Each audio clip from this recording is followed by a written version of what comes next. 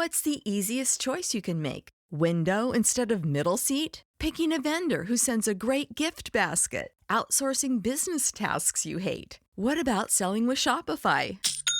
Whether you're selling a little or a lot, Shopify helps you do your thing, however you cha-ching. Shopify is the global commerce platform that helps you sell at every stage of your business. From the launch your online shop stage to the first real-life store stage, all the way to the did we just hit a million orders stage. Shopify's there to help you grow. Whether you're selling scented soap or offering outdoor outfits, Shopify helps you sell. Wherever and whatever you're selling, Shopify's got you covered. Sign up for a $1 per month trial period at shopify.com/try. Go to shopify.com/try now to grow your business, no matter what stage you're in. Shopify.com/try. We're excited to announce that our very own podcasting platform, Zencastr, has become a new sponsor to the show. Check out the podcast discount link in our show notes and stay tuned for why we love using Zen for the podcast. That doesn't make any sense. You're listening to the Archaeology Podcast Network. You're listening to the Archaeology Show. TAS goes behind the headlines to bring you the real stories about archaeology and the history around us. Welcome to the podcast. Hello and welcome to the Archaeology Show, episode 129. On today's show, we talk about new humans, a buried time capsule, and a shaman's snake stick. Let's dig a little deeper.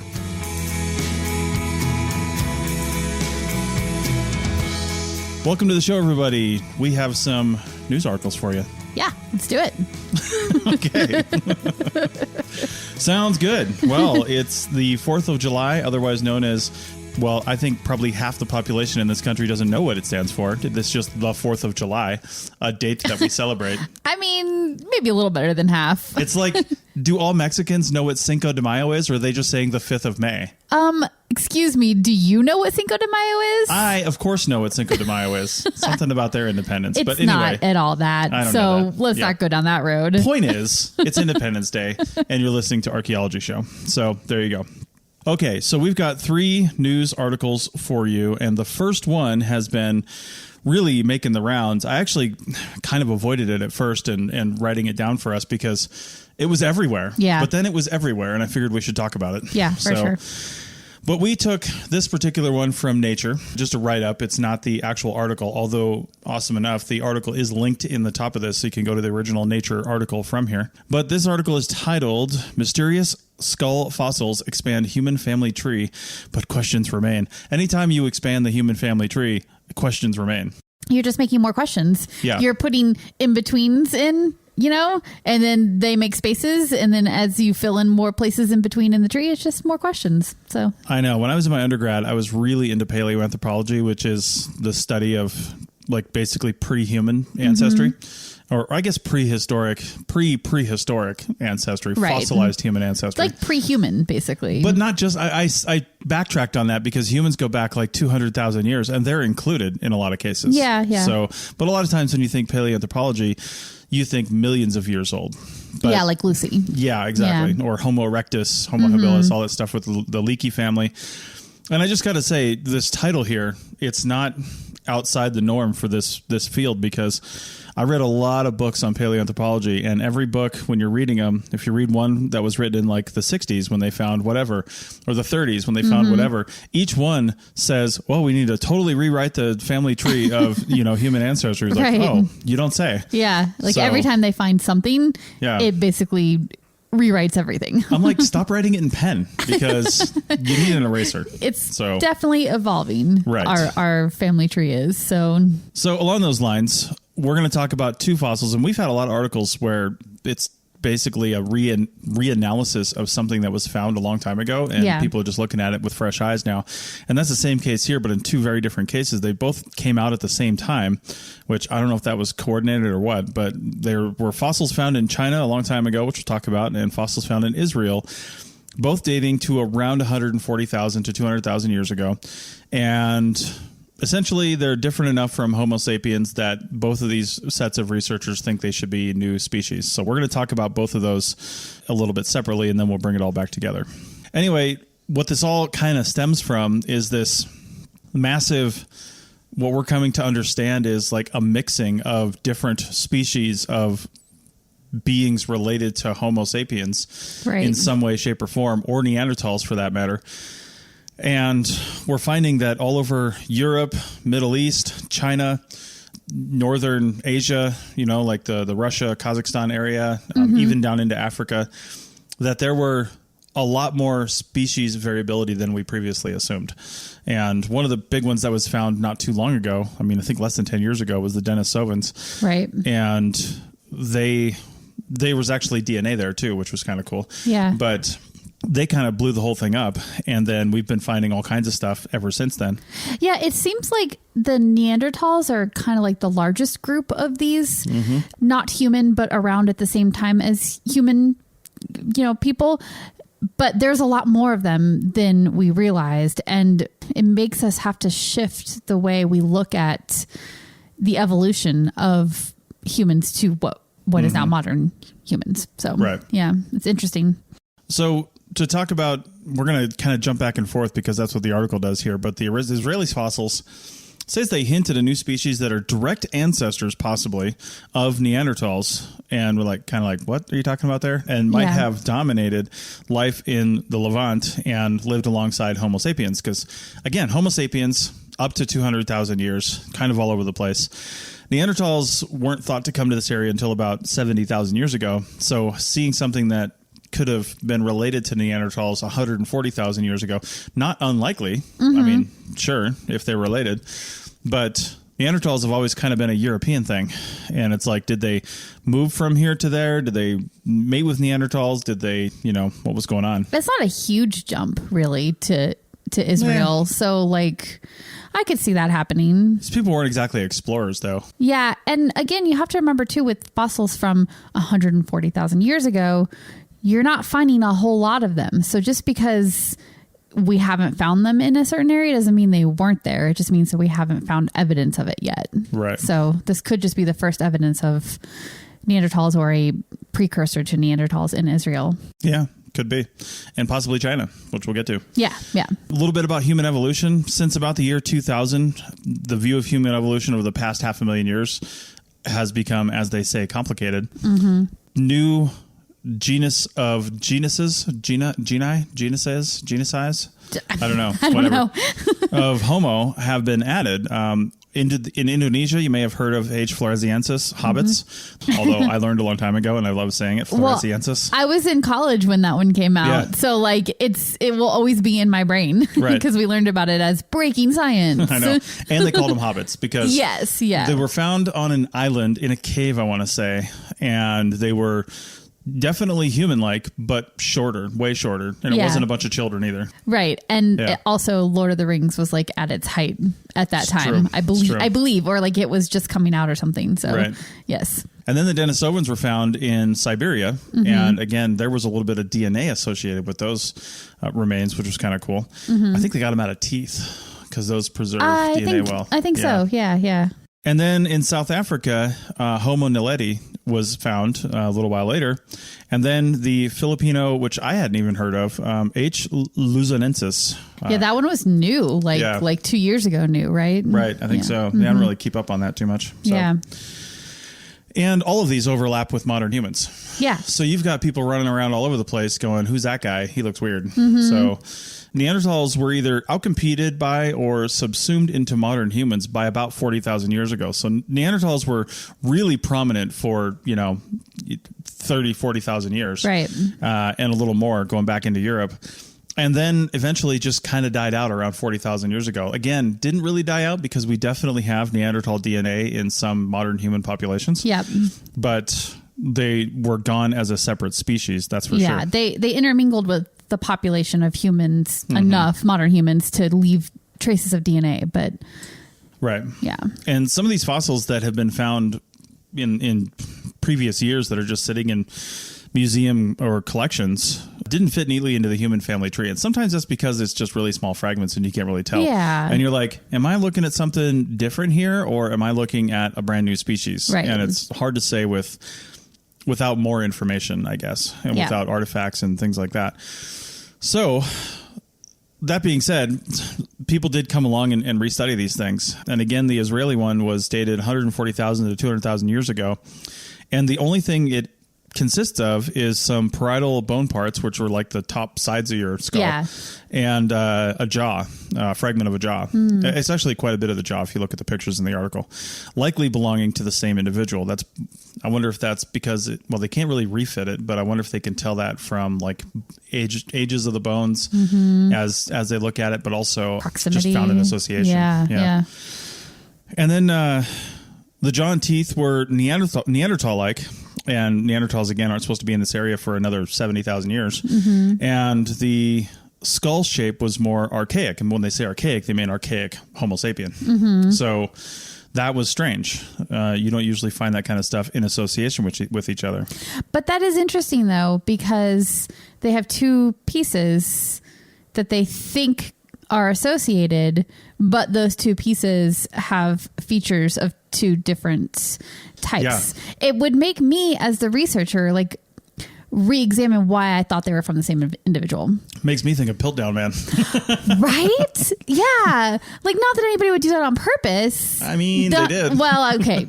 Yes, many people would do that on purpose. But in this case, I don't really know that much about what's going on here, but it does make me question whether or not they're the same individual. But go on. So these fossils, along with other unclassified fossils, going back almost 400,000 years, these researchers in Israel are saying that they all belong to a new species called the Nesher Ramla people. And the Nesher Ramla people mastered stone tools just like Homo sapiens. They were found in the article, it said they were found where they were found, they had flint-knapped tools that were sourced over 10 miles away. Which that's a common trait of humans now that still do flint knapping and that did it a couple hundred years ago, is you would find source material, you would prep it just a little bit, knock off the stuff you know you're not going to need, throw it in your bag, and then you would create whatever tool you need on the fly because they could whack out a tool from a preform in minutes.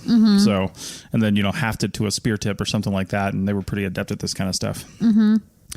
So, of course, the biggest problem I have with this is anytime you start lumping, you run into problems. And lumping means taking 400,000 years and lumping everybody into the same thing and saying, this was all the Nesher Ramla people. How was there so much evolution in a few 100,000 years, but for this amount of time, no evolution? I know. The exact same red flags jump out at me, and forgive this bad metaphor, but it would be like having 10 blue puzzle pieces that all look like they go together. But once you get all 10 of those puzzles and put them together, you find out that each one is from a different puzzle. Like they might look the same, but they're not necessarily from the same. And you don't know until you get a bigger picture and find more pieces to the puzzle. I'm going to find like an evolutionary scientist and I'm going to take 12 very similar puzzles and just mix them. And like tell them to separate it. Yeah, they're not going to get any of the box tops. And I'm going to say, put this together. Oh, that's just mean. Yeah. Although that is their job too in some ways. So I know. It is a good analogy though. You're not sure they even come from the same same picture. That's the problem I have with that. And also because like they're looking at artifacts that have already been discovered, right? So they're going back to skulls mostly, I would assume, that have not been identified and trying to lump them all together, and that just seems suspect. Exactly. All right, so let's talk about the Chinese skull real quick here. So Dragon Man is what they're calling it, and that is actually named from the place where it was found. I guess there's the Dragon River, and it's a province there, so it's all just called the Dragon Man. The most awesome name ever. Yes. I'll try to be less skeptical of this one. I know, right? It's a sweet name. Homo Lungi, and I don't know if I'm pronouncing that right because it's probably Chinese. Well, it's Latin translated from Chinese. I guess it's Latin for dragon. Yeah, I think it is. So anyway, this one was actually dug up in 1933. It's called the Harbin skull and was well-preserved cranium dating to about 140,000 years ago. And this, I thought was interesting, thought to belong to a 50-year-old male. We always talk about, I mean, that's not like super old or anything, but it's a lot older than people typically think about people living to back in that time period. Yeah. And the skull was large and thick with big squarish eye sockets, low cheekbones, large teeth, and a wide palate. And in the article, they mentioned that possibly this could be related to the Israeli fossils. Oh, really? Yeah, and at least in species type. And they were saying, what's going on here? Did a big group, come from this area and expand out and then turn into Neanderthals. Like maybe they thought Neanderthals kind of originated in Europe, but maybe they didn't. And then, then some became Neanderthals in Europe and different species in other areas, which would make sense. It's a big area. There's a lot of independent divergent evolution going on. I'm sure of it. So God, it just seems like we need more puzzle pieces, though. Like, again, back to that same analogy, but it's just hard to draw conclusions without more. And that's part of the thing too. Here is this other researcher that was contacted just to comment on this said that naming a new species that was removed from its original context, has one specimen and no associated artifacts is kind of a problem. Yeah. So we need more data. Now, I think personally that it's okay to not write this down and build your career on it, but make a hypothesis based on this and say, you know what, our hypothesis is this fossil in China and these fossils in Israel are the same species.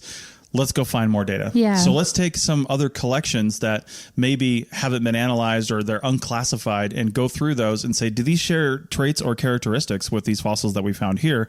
What do those date to? And let's start building that puzzle. Yeah. Because the pieces are scattered all over the world. Yeah. So I have to imagine that this is really, really difficult to do because of the inherent differences between the sexes, between geographically different populations. Like, I'm looking at you and me right now, and like our skulls will present very differently if you're just looking at our skulls. Yes. So like, imagine trying to group different hominin skulls together into populations. Like, I know, it's just so hard. You're more Neanderthal-like, and I am definitely look at that brow. I am more advanced and hairless. So I don't know. It's kind of weird. I thought the Neanderthals were pretty hairy, actually. They were, and I'm not. So there you go. Oh, so you're not a Neanderthal. Yeah, you're way hairier than I am. Yeah. Okay. Well, I'm Italian. Right. Leave me alone. Italiathal. Anyway. No. All right, so that's it for that. We'll wait for more information because I'm sure, as this has come out, that other people are going to be looking through their collections and saying, hey, ours looks kind of the same as yours does. Let's get them together. And, the nice thing about all this stuff is you could see these bones as kind of a time capsule of human history, if you will. Speaking of time capsules, oh my God, let's move over to the eastern United States. See, when you set up a transition, you should let me pick it up. You're not supposed to make your own transition. Don't ruin my segue. All right, so we're going to talk about time capsules next. Back in a minute. Chris Webster here for the Archaeology Podcast Network. We strive for high-quality interviews and content so you can find information on any topic in archaeology from around the world. One way we do that is by recording interviews with our hosts and guests located in many parts of the world all at once. We do that through the use of Zencastr. That's Zencastr. Zencastr allows us to record high-quality audio with no stress on the guest. Just send them a link to click on, and that's it. Zencastr does the rest. They even do automatic transcriptions. Check out the link in the show notes for 30% off your first 3 months, or go to zencastr.com and use the code TAS. At your job, do you ever have to deal with a nose roller? How about a snub pulley? Well, if you're installing a new conveyor belt system, dealing with the different components can sound like you're speaking a foreign language. Luckily, you've got a team ready to help. Grainger's technical product specialists are fluent in maintenance, repair, and operations. So whenever you want to talk shop, just reach out. Call, click Grainger.com, or just stop by. Grainger, for the ones who get it done. Is your vehicle stopping like it should? Does it squeal or grind when you brake? Don't miss out on summer brake deals at O'Reilly Auto Parts. O'Reilly Auto Parts. Welcome back to episode 129 of the Archaeology Show. And as mentioned, we're going to talk about a time capsule that was found and opened in South Carolina. Now, kind of the cool thing about this is they knew it was there. Yeah. It's not like they happened upon this time capsule. Yeah, like they knew it was there and they went looking for it. Yeah. And that's kind of a cool thing too is, well, first off, it's the John C. Calhoun Monument in Marion Square in Charleston, South Carolina. Now, a little bit about the stellar individual named John C. Calhoun. Oh. He was, now we got to, in context, everything has to be taken in context, I guess. So But he considered slavery a, quote, positive good and was controversial. You don't say. He served in the state legislature for South Carolina, then the federal government as a representative in Congress, a senator, Secretary of War, Vice President, and Secretary of State. So this guy had his hands in a lot of little pies. And this article states that his advocacy of states' rights basically set the stage for the Civil War. So super awesome dude. Yeah, definitely should leave monuments to him up. Not. Yes. So he died in 1850, and not long after that, I guess it was probably 7 or 8 years after that, they put up a monument to him in Charleston, South Carolina. And a newspaper article from 1858 indicated where the time capsule would be. But an article from a year later indicated that it was actually placed in a different location. Like the first article said, here's what it's going to be. And the next article said, well, here's where they actually put it. Right. And so I'm not really going to get into the history of this monument, but it was moved at some point. Like the time capsule was moved. They knew it was there, pretty well known. They moved it to a different part. And then because of all these little transitions, it took a while to find the monument because they're actually taking this monument down and moving it possibly to Columbia. Yeah, it sounds like they don't quite know what to do with it right now because it's a statue to a racist. And somebody who forwarded racist policies and helped contribute to causing the Civil War. So they don't quite know what to do with it, I think. So, and this says 1 year after it was removed, and there was a lot of statues getting removed this time last year in the wake of George Floyd and a number of other civil rights infringements that were happening. As well, they should be. Like, I totally agree with that. But then it's also like, well, do you destroy the statue once you take it down? Yeah. Like, what do you do with it? Do you keep it as like a piece of, albeit terrible history that I think it should go in the museum. A museum because, and I'm not just paraphrasing Indiana Jones here, because we were in the Metropolitan Museum of Art in New York City just like a month and a half ago, a couple months ago. And there's a lot of stuff in there dating back centuries that probably represented some pretty terrible things. I mean, that's true. Remember the Japanese statue exhibit? There were people in there that were like warlords and stuff like that. I mean, these are just... These are now examples that help A, remind us of our past so we don't repeat those mistakes, and B, well, they're also examples of craftsmanship of the time. You know, so the artist who put that statue together shouldn't be, I guess, penalized for having created something, you know, with their art just because that thing is now racist. I only agree to an extent. Like, if it were a shining example of statuary from the time and it just happens to be of a really, really shitty person, like, all right, fine. I guess we can, like, you know, squirrel that away in some museum somewhere, and maybe in 100 years or 200 years, or at some point when the hurt is not so great still, then it can come back out. Like if Picasso had painted Hitler, would we want that? Yeah, I'm not sure the hurt will ever be enough. Yeah. You know, like, so it just depends on who it is and what they did and how bad it was and how forgiving the society you live in is and the people. So there's a lot of things to consider there. Yeah. But that's kind of getting off into a totally different topic. Yeah. Back to the time capsule. Back to the time capsule. Let's look at the fun part of this. And, I know. Yeah. So this is a huge monument. It had a cornerstone, and that's where everything was found. And once they found the cornerstone, inside was a rusted cannonball, and it was we have a historical record. Like the newspaper article said exactly what was in here, so we knew what to expect for the most part. But it was found near Fort Moultrie. I don't know if I'm pronouncing that right, and almost certainly shot by the British during the 1776 Battle of Sullivan's Island, which is interesting. I don't know if it was found later and just passed down to people, and like maybe it was Calhoun's favorite thing or something. I don't know, but I think with time capsules, people sometimes take the opportunity to just like put significant things in there. So maybe like Charleston, the city, owned it for whatever reason and decided to include it. Who knows? But it was already, 90 years old. This cannonball. So also a long tin canister containing rolled up fabric, and it was likely a banner raised by sailors during Calhoun's funeral in 1850. A small tin cylinder containing reportedly a lock of Calhoun's thick silvery hair. Which is gross. Okay. Yeah.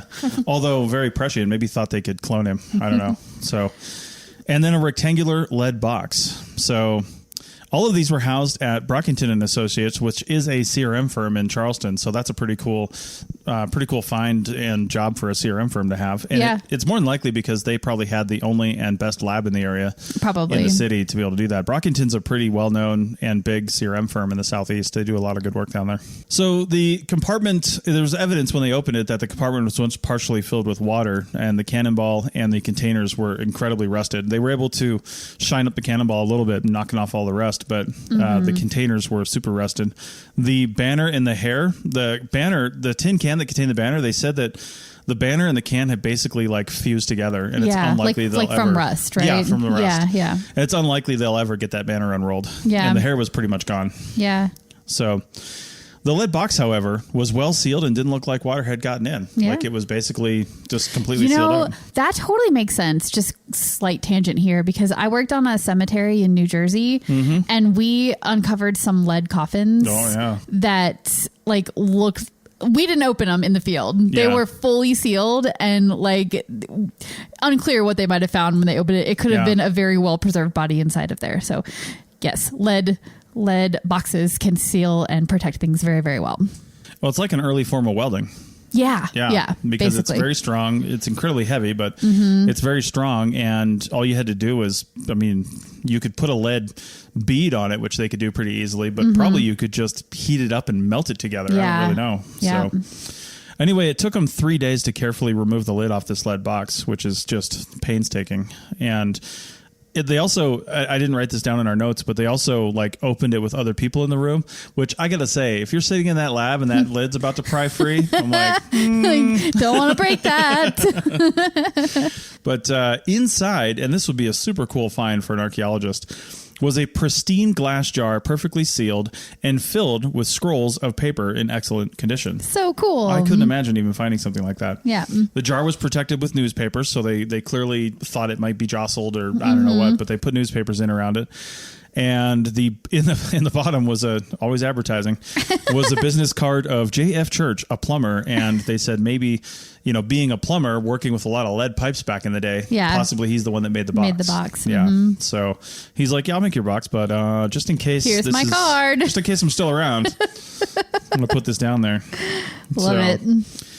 Anyway, they haven't opened the jar yet. I don't know what they're waiting on, but historical reports say it contains, and again, this is pretty well documented, it contains a copy of Calhoun's last Senate speech, some continental money. They can see the money through the jar. That's pretty cool. Yeah. A list of all U.S. and South Carolina governments, which is weird, and a list of members of the Calhoun Monument Ladies Association. There's always a ladies association. Ladies getting stuff done. Yep. It's what we do. I know. Or what they did back in the day. Right. Because they couldn't have jobs.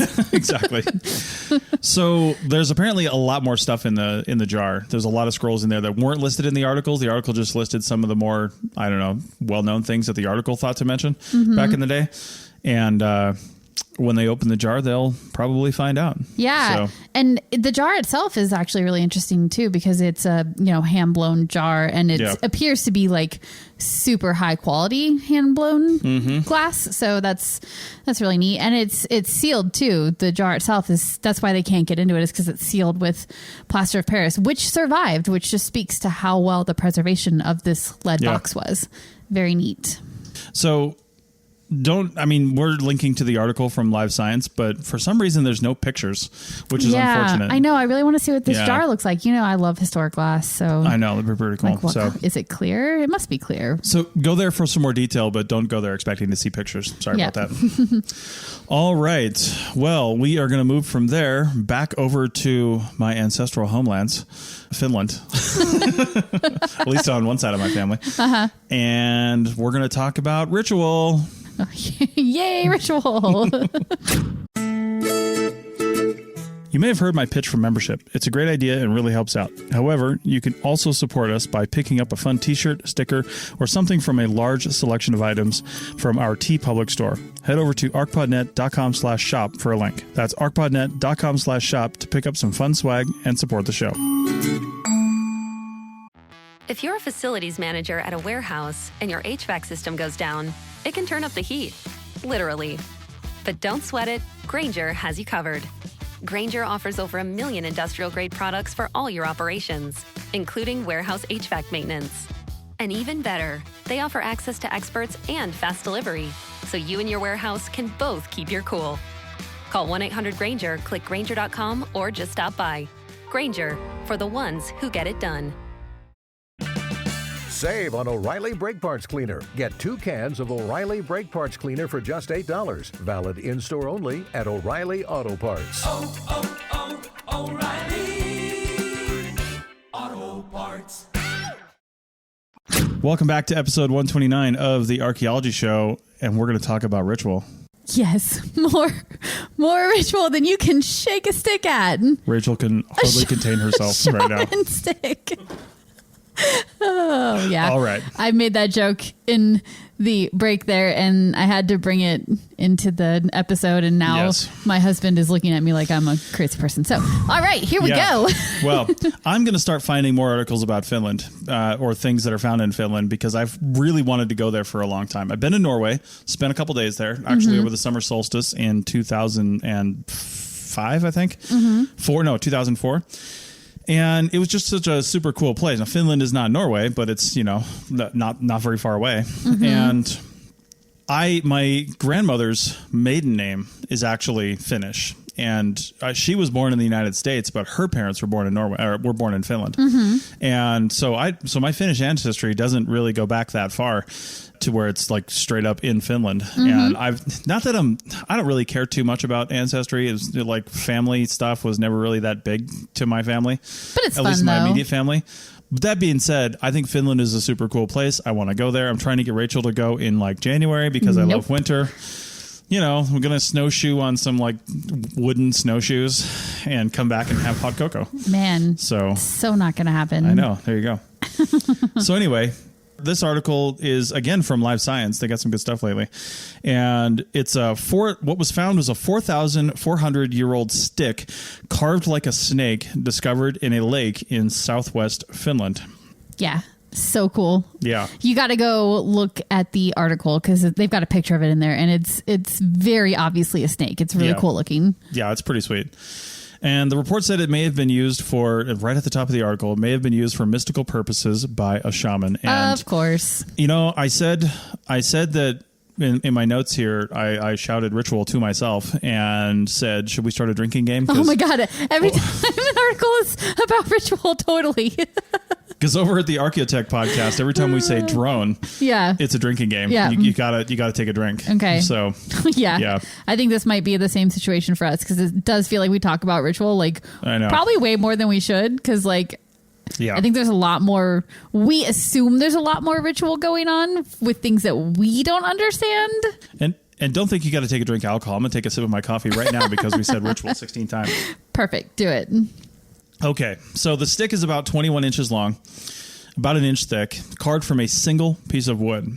No word on what kind of wood it was, which I thought would have been interesting. But they're going to do testing, I think, to find out because that will be something that can help them narrow down at least where it came from. Is it local? Yeah, I mean, who knows, right? Exactly.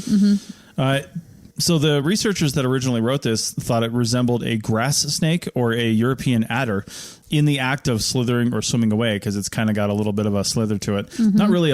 It's still like long like a stick would be. So it's more long than it is, I guess, serpentine. Yeah. But it's got a wave, like a wave to it. Yeah, just a little bit. And another researcher, actually, that's at, I think she's over in a university in Norway, said that she thinks it looks more like a viper, which she's probably saying that because she studies and is interested in much later in that area historical folk religion and magic, and vipers apparently play an important role in that history. Now, this is much, much later than now, but maybe this is where the roots started. I don't know. Sounds like reaching to me. Yeah. If you look at this, it looks like a snake, but I don't understand how anybody thinks that they could assign a species to it based on... Well, the head. Snake heads are very diagnostic. They are, but this is a piece of wood that has been preserved underground. Yeah. It's worn down. It's very smooth around the edges. It looks to me like assigning a species to it would be reaching a little bit and somebody wanting it to be something more than having evidence for it. That could be our bias, though, because if I was asked to carve a snake out of wood, assuming I had any carving ability whatsoever, I don't even know what I would do with the head. It would probably be a straight head. I'm not sure what is in my brain as a snake head. Yeah. But if this was carved by somebody who either was a shaman or you know, some sort of ritualistic person or somebody that just lived there, they would have been very aware of the snakes in their area. And they would have a very clear picture of which snakes are good, which snakes are bad. And you can tell, because snake bodies, aside from the patterning on the body, which can give you an indication of its dangerous nature, is one thing, but also the head, like I said, is very diagnostic. Like the diamond shape can usually mean something that is venomous. Yeah. The straight-headed ones are more, I think, less venomous typically. Yeah. But not all the time. Not all the time. There's definitely, like the 10 deadliest snakes are in Australia, and I think most of them are like thin, narrow heads. Yeah, for sure. Yeah. The thing that would be interesting to me to know about, and they did touch on this briefly, is whether it was just decorative or maybe just a grave good, you know, but it wasn't meant to be actually used, versus was it actually used? Because you have to think about something that is used by a person. There's got to be some function going on there too. Yeah. And the snake head could have ended up a little bit more diamond shaped because it gave something for a person to hold on to if they're using it as an actual staff or a cane. Yeah, they say staff, but you can see where the end of it tapers off at the tail.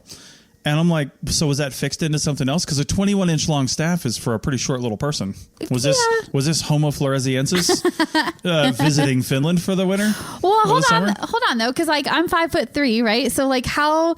That's less than 2 feet. Yeah, it's below your waist. I would need a little bit more. You need a lot more. Well, yeah, okay, it'd be a little bit short. But people back then could have been a lot shorter than they are now. So I don't know about that. I think if it were part of a staff, it would had to have been fixed into something else, or it was originally longer. Yeah. And it's just broken. Yeah. Yeah. The head part definitely doesn't look like it's broken. It looks like that was how it. So the bottom might have had an extra piece on it or something. Holding on to a snake head as a staff, that's actually pretty cool. That's pretty badass, right? Yeah, that's pretty neat. That's cool. Anyway. So anyway, we make fun of ritual, but it does seem, because of what we know the religions of the area, it does seem pretty clearly religious. According to the article here, snakes, and I'm going to read directly from it, snakes are loaded with symbolic meaning in both Finno-Ugric, and that's a language family, and Sami, I think it's Sami cosmology, and the Sami people are actually in northern Finland right now. And shamans were believed to be able to transform into snakes. So maybe this just is a shaman. When it dries out, he'll be like, hey guys. What's up, guys? Put me back in the lake. Okay, here's an off-the-wall theory. Is there any possibility that it's like a toy? Or something decorative, but not meant to be used in any way? I think we discount the creation of toys and things to keep children occupied a lot in the archaeological record. Yeah, totally. We immediately go to ritual for a 21-inch long staff. Yeah. And we're like, oh, it must have been a staff or something related to a shaman, or it's just a child's toy. Yeah. And they were idiots and threw it in the lake. It wouldn't be a lot of fun, probably, to play with a piece of glorified wood. Couldn't you see a Finnish dad in like August going to their kid, and their kid keeps whacking dad in the shins with this wooden snake that he made him, and dad's trying to gather. He's hunting and he's gathering. He is currently gathering. The kid's just like, dad, and hit him with this snake stick. And he just grabs it and chucked it in the lake and goes, winter is coming. We need to hunt and we need to gather. So that's what I think happened. I can't think of a better hypothesis. I think we go with that one. That's exactly it. Yes. Anyway, I thought the Sami was interesting. I didn't know who those people were. They live in northern Scandinavia and Russia, and the Finno-Ugric languages are spoken in Scandinavia and Eastern Europe, as we just mentioned. So, anyway, all of this dates to well before the Finnish people began keeping written records, so we don't really know a whole lot about what was going on back then. And it's mentioned in the article it could have been an offering tossed into the lake for religious reasons, whatever. Oh, I like your reason a lot better. I know. I think it's a little more plausible, to be honest. So kids were annoying 4,000 years ago, just like they can be annoying today. Maybe the lady of the lake, cast in shimmer and samite, held aloft the snake for the next king of Finland. We've got the country all wrong this whole time. I will send you something if you can tell me what movie that's from. I don't know what that is, but I probably shouldn't commit. But anyway. Oh my God. The cool thing about this is that they learned something about the area that somehow they didn't know before. Maybe the article's just saying it. And I imagine archaeologists know this, but the soil is very acidic up there. And if this were buried, it wouldn't be around anymore. It would have probably long since decomposed. Right. And this was found in what from what I understand, actually used to be a lake. Obviously not excavating the bottom of a lake. You can do that, but they're not doing that. It's in a wetland. Right. So this used to be a lake. It's now a very, very wet, muddy environment, and they're excavating it, presumably for some sort of development, because I'm not sure why else they would be doing it. But they said that this is evidence, just further evidence, that you can't just chunk out some wetlands. You gotta look in them because they preserve stuff. Yeah, exactly. So, and you don't know where the water levels were 1,000 years ago, 5,000 years ago. You don't know. You just don't know what you might find. So anyway, that's what we've got this week. And I want to say we have a new producer, Kimmy, on board. So she's going to be bringing us some more articles and possibly getting us some interviews set up. And if you're interested in having an interview with the Archaeology Podcast Network, if you're a researcher out there and you're doing something right now, head over to archpodnet.com/archaeology, and there's a schedule and interview link on the right-hand side. Now, the time frames for this is not very favorable to Europeans or anybody else like east of England. Yeah. So just send us an email, though, if like you go to schedule and you're like, oh, this is not going to work. That's 3 a.m. Just send us an email and we can work something out because, yeah, exactly. Yeah. We'll make it work. I've got another calendar link I can send you that basically opens up pretty much any time morning, for the U.S., which would be nice evening time for European and beyond. So yeah, we'd love to speak with some of you guys that are doing like really cool research out there, though. I mean, even if you don't think it's cool, like the world will think it's cool because people love archaeology. Yeah, exactly. You might be deep in it and think nobody wants to hear about this, but literally everybody does. Trust me, they do. Yeah. All right. Well, thanks everybody, and we will see you next week. Bye-bye.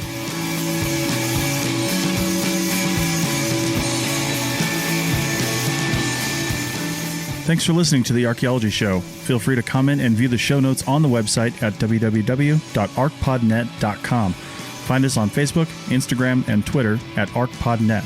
You can also find us on the Lyceum app, a podcast app just for educational podcasts. Music for this show is called I Wish You Would Look from the band Sea Hero. Again, thanks for listening and have an awesome day. This episode was produced by Chris Webster from his RV Traveling America, Tristan Boyle in Scotland, and the Archaeology Podcast Network, and was edited by Chris Webster. This has been a presentation of the Archaeology Podcast Network. Visit us on the web for show notes and other podcasts at www.archpodnet.com. Contact us at chris@archaeologypodcastnetwork.com. Thanks again for listening to this episode and for supporting the Archaeology Podcast Network. If you want these shows to keep going, consider becoming a member for just $7.99 a month. That's cheaper than a venti quad eggnog latte. Go to archpodnet.com/members for more info. Is your vehicle stopping like it should? Does it squeal or grind when you brake? Don't miss out on summer brake deals at O'Reilly Auto Parts. O'Reilly Auto Parts. People are driven by the search for better. But when it comes to hiring, the best way to search for a candidate isn't to search at all. Don't search, match with Indeed. The hiring process can be slow and overwhelming. Simplify hiring with Indeed. Indeed is your matching and hiring platform. With over 350 million global monthly visitors according to Indeed data, and a matching engine that helps you find quality candidates fast. Ditch the busy work. Use Indeed for scheduling, screening, and messaging so you can connect with candidates faster. Join more than 3.5 million businesses worldwide that use Indeed to hire great talent fast. Listeners of this show will get a $75 sponsored job credit to get your jobs more visibility at Indeed.com/PODKATZ12. That's Indeed.com/PODKATZ12. Terms and conditions apply.